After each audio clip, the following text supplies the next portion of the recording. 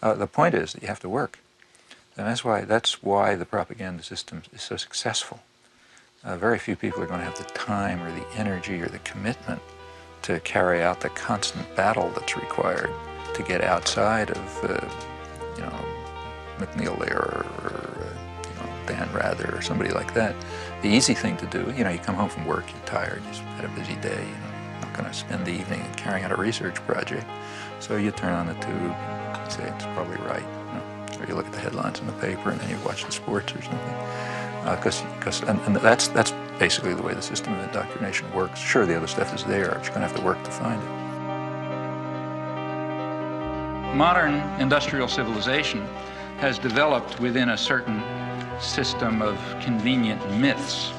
The driving force of modern industrial civilization has been individual material gain, which is accepted as legitimate, even praiseworthy, on the grounds that private vices yield public benefits in the classic formulation.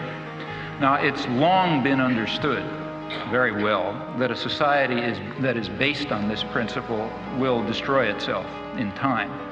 It can only persist with whatever suffering and injustice it entails, as long as it's possible to pretend that the destructive forces that humans create are limited, that the world is an infinite resource, and that the world is an infinite garbage can. At this stage of history, either one of two things is possible. Either the general population will take control of its own destiny and will concern itself with community interests, guided by values of solidarity and sympathy and concern for others, or alternatively, there will be no destiny for anyone to control.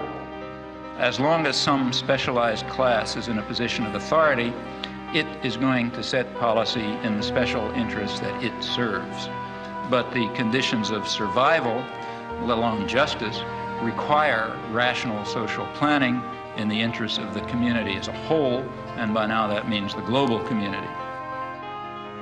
The question is whether privileged elites should dominate mass communication and should use this power as they tell us they must, namely to impose necessary illusions, to manipulate and deceive the stupid majority and remove them from the public arena.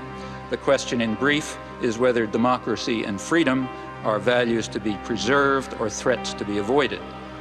In this possibly terminal phase of human existence, democracy and freedom are more than values to be treasured. They may well be essential to survival. Thank you.